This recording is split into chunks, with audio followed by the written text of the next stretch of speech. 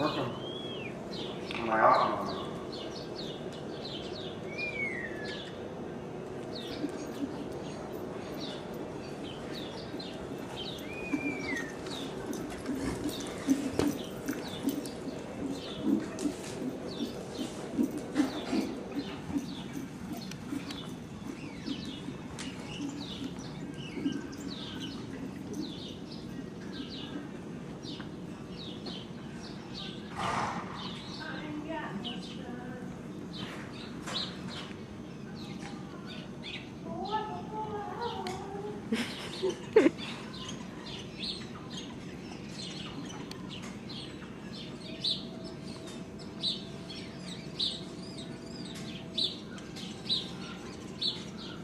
Yeah, good. Good catch there. Right.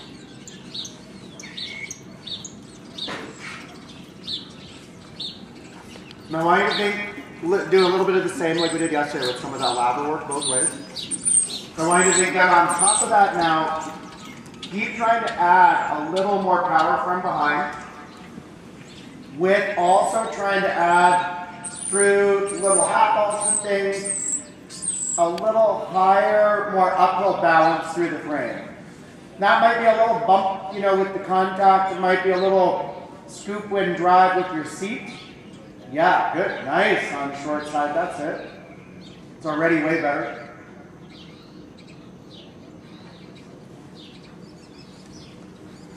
Careful with the angle.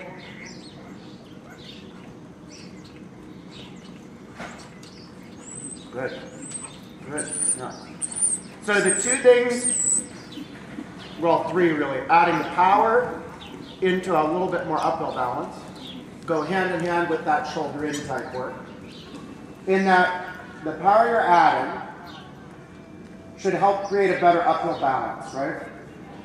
The uphill balance should give him more room to engage under, right? Because if he's a little low in front or down on the front leg, that front leg won't get out of the way enough for the hind leg to come under. That ideal amount of angle is going to actually then engage the inside hind leg more and give him more power, which then drives him even more uphill. So all of those pieces kind of play in together, but be thinking none of them play together if you don't ride them together. In that way of going, I want you up and powered up and in the right angle, but don't tip down and don't lose power and don't swing out. So you kind of have to run that circle around and around. Try it again.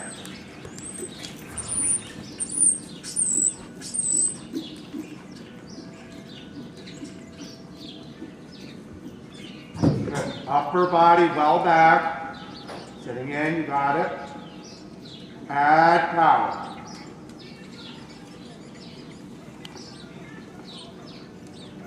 One of your best gauges, especially in that shoulder in. Nice, that looks great. One of your best gauges in that shoulder in, if your angle is right, it's a little too much, less, way less, way less. Good. If the angle's right, the bend is right? The two go hand in hand. If the height of the frame is right, and the power level's right, when you push him in that shoulder in, what are you going to feel lift higher? Morgan? What are you going to feel lift higher? If everything's right and you add power. I don't know. What movement are you doing? Shoulder in, hinge. What are you going to feel lift higher? The movement name is a hint.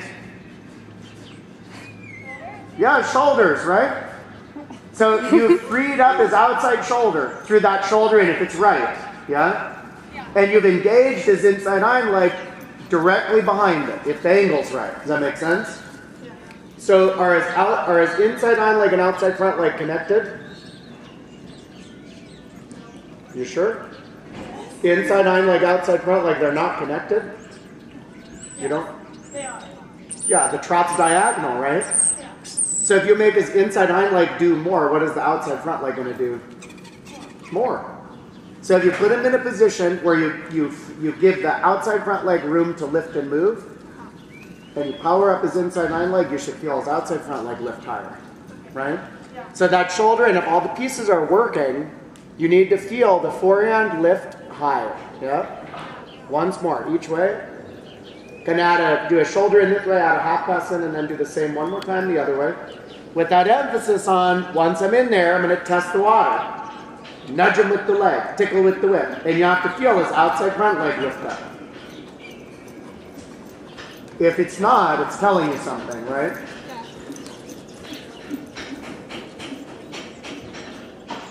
Good, outside leg a little back. Yep. And now, power up. Good, good. Keep them flowing over the ground, that's right.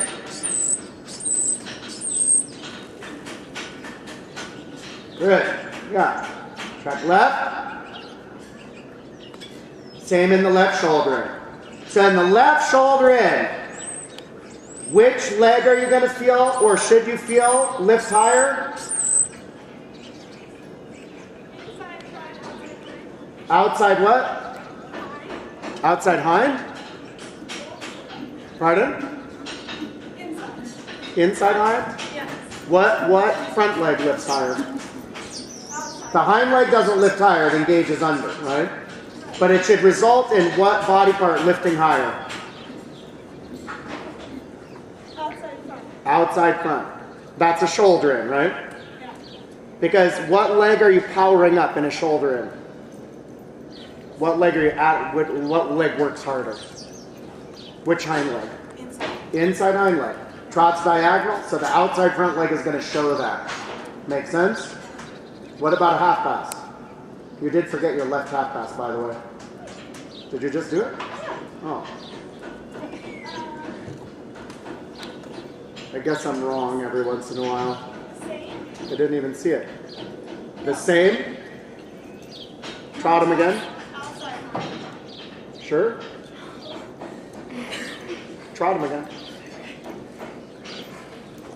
All the way down to that short side half pass from F across the arena. Ask yourself in the half pass, which hind leg is working the hardest? Which is he pushing off of? Harder than the other, right? It's very noticeable.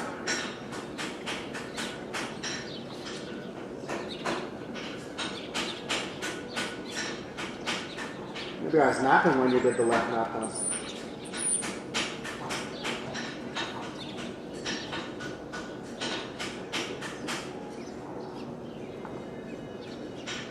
Good.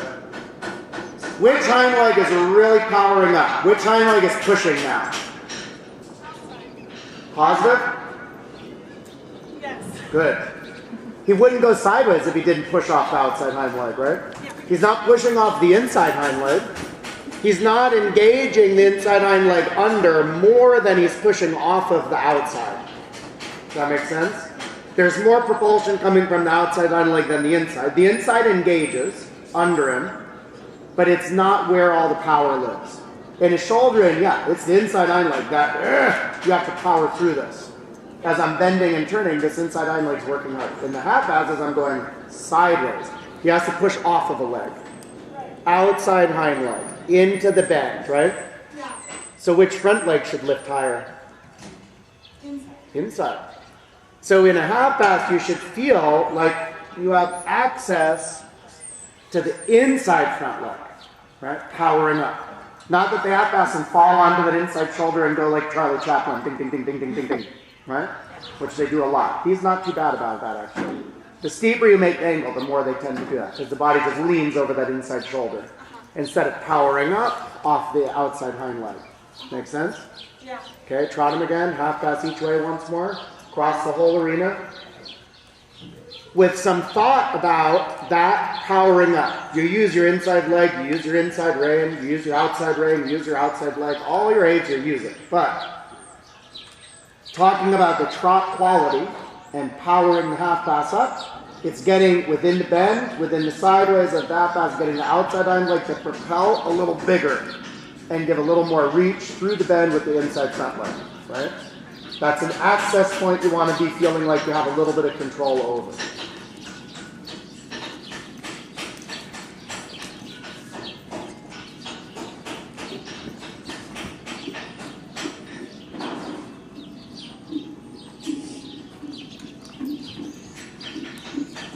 Hold, staying up.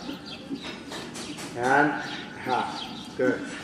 Now play a little with your left leg. Left spur.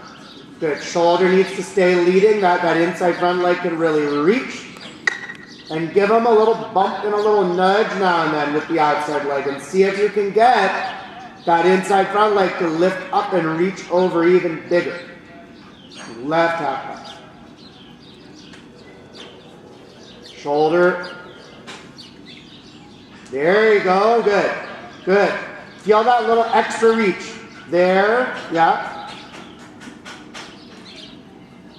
Good. Feel like you can control that? Yes. I mean, you can be honest if you say no. Does it feel like you could access his inside front leg? Yeah. Half pass again. To the right, shoulder leading. And you should feel like you could give a little nudge at him. Yeah, right. Good. Good. Put him apart. Nice. One more left.